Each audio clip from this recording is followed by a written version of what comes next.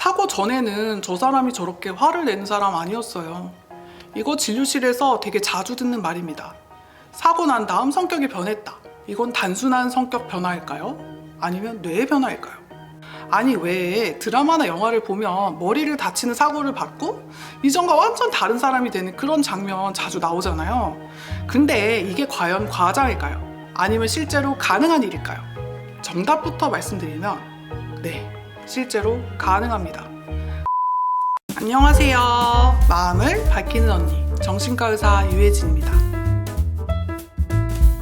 이분은 지난번 우리 채널에서 다뤘던 인물인데요. 미국의 유명 래퍼이자 프로듀서인 그러니까 카니 웨스트가 1월 26일 월스트리트 저널 지면에 자신의 과거 반유대주의 발언 및 나치 찬양과 같은 이런 기행에 대해서 공식적으로 사과해서 화제를 모았습니다.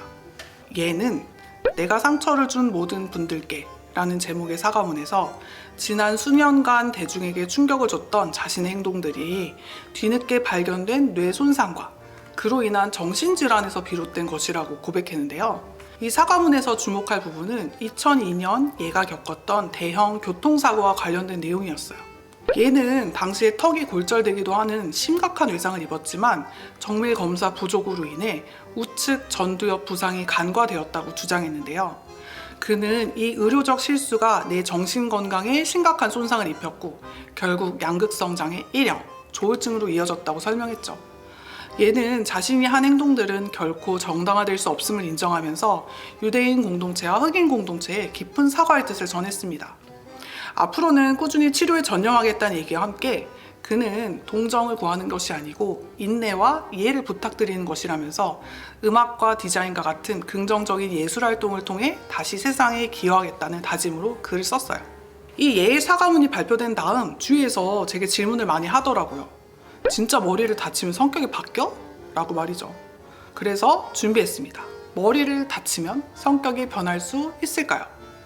아니, 왜 드라마나 영화를 보면 머리를 다치는 사고를 받고 이전과 완전 다른 사람이 되는 그런 장면 자주 나오잖아요. 근데 이게 과연 과장일까요? 아니면 실제로 가능한 일일까요? 정답부터 말씀드리면 네, 실제로 가능합니다. 그리고 그 이유는요, 정신의학과 뇌과학으로 충분히 설명됩니다. 이번 영상에서 이 얘기를 자세히 해볼게요. 사고 전에는 저 사람이 저렇게 화를 내는 사람 아니었어요. 이거 진료실에서 되게 자주 듣는 말입니다. 사고 난 다음 성격이 변했다. 이건 단순한 성격 변화일까요? 아니면 뇌의 변화일까요? 결론부터 말씀드리면 뇌의 회로 손상으로 인해 실제로 화를 잘 내는 성격, 즉 공격성이 증가했다고 볼 수 있어요. 우리 뇌에는요, 분노를 만드는 부위인 편도체와 또 그걸 제어하는 부위인 전저두 피질이 따로 있는데요. 편도체는요, 감정, 특히 공포와 분노와 같은 부정적인 감정을 담당하고요. 이건 위협을 감지하면 즉각 반응이 나타납니다. 또 우리 몸을 지키기 위한 반응일 수도 있고요. 그리고 이 전전두 피질은 이성적 판단과 충동 억제를 담당해요. 그래서 이 편도체에서 보내는 신호가 합당한 것인지 판단하고 필요하면 억제하고 또 필요하면 신호대로 행동하기도 하죠. 이 신경과학자 안토니오 다마시오는 이 감정과 이성이 분리된 게 아니라 서로 연결된 회로라고 설명하는데요. 문제는 우리 뇌의 전전두 피질이 손상되면 이게 브레이크가 고장난 거랑 비슷하다는 거예요.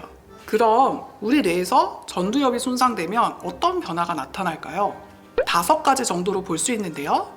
첫 번째, 충동 조절 저하. 두 번째, 참을성 저하.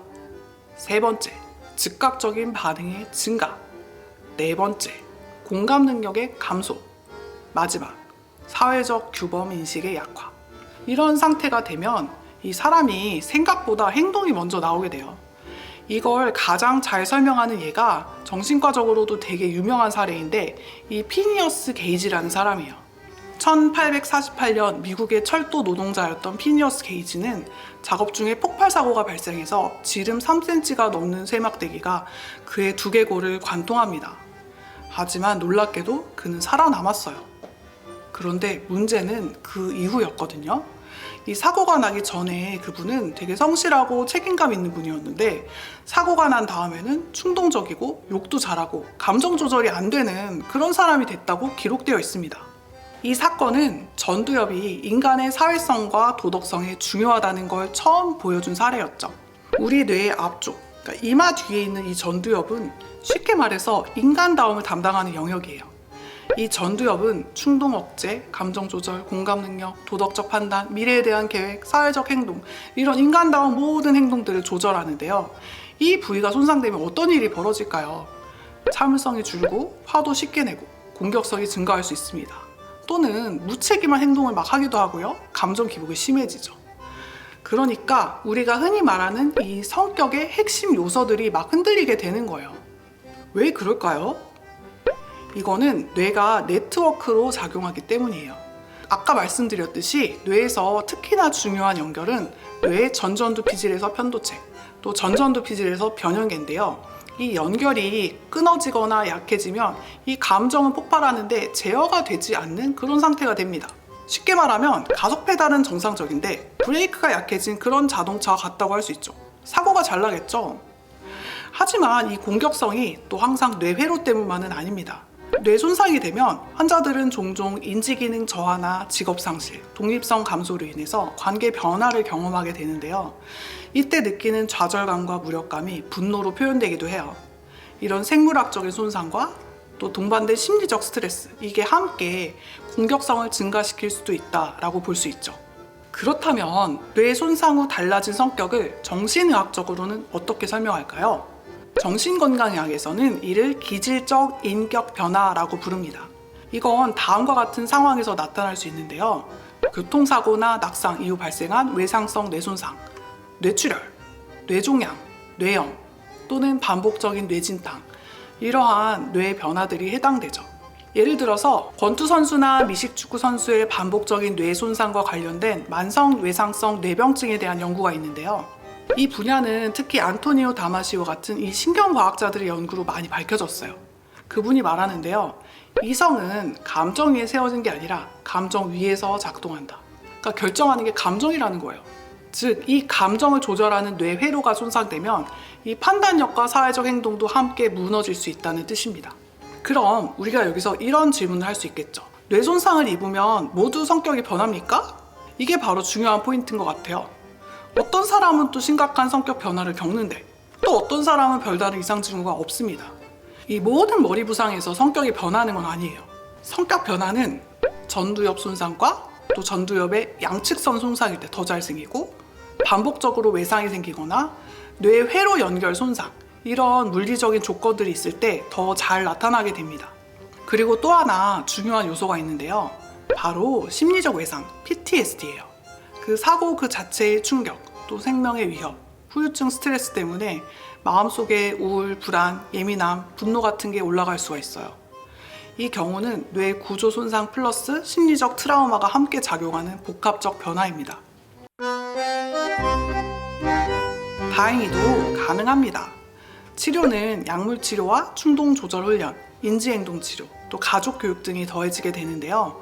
특히 약물 치료가 되게 중요해요. 뇌 손상이 생기면 신경 전달 물질이 변하거든요. 이게 세로토닌이 떨어지면서 충동성이 올라가고, 또 도파민 변화로 인해서 도파민 추구 행동이 증가하고, 또 노에피네프린 증가로 인해서 과각성 상태가 돼요. 그래서 일부 환자에게서는 이 SSRI 계열 약물이 공격성 조절에 도움이 됩니다. 여기에 충동 조절 훈련과 인지행동 치료, 또 가족 교육 등이 더해지게 되는데요. 간혹 이 가족 교육이 왜 필요하냐고 묻는 분들이 있어요. 이 가족 교육이 중요한 이유는요. 진료실에서 보호자들이 가장 많이 하는 말이 있어요. 이 몸은 회복된 것 같은데 사람이 바뀌었어요. 이건 과장이 아닙니다. 뇌 손상 이후 나타나는 이 성격 변화는 본인보다는 가족이 먼저 힘들어하는 경우가 많거든요. 환자가 예전과 다르게 공감 능력이 떨어지고, 예전과 다른 가치관을 막 표현하고, 공격성도 올라가고, 또 무감동한 증상을 보이기도 해요. 이때 중요한 건 가족들에게 이분이 일부러 그러는 게 아니다라는 걸 설명해 주는 거예요. 그 행동 변화는 그 사람의 의지가 아니라 뇌회로의 문제일 수 있기 때문이죠. 그래서 가족 교육도 되게 중요한 요소인 것 같아요. 아니, 저 사람 왜 저러는 거야? 이게 아니고 뇌회로가 손상됐을 수 있다. 이런 이해를 필요하기 때문이에요. 그렇다면 회복은 가능할까요? 이게 사실 완전한 회복을 논하기에는 이 환자별로 뇌 부위나 손상 정도가 다 다르기 때문에 이걸 일괄적으로 말하기에는 되게 조심스러운 부분이 있어요.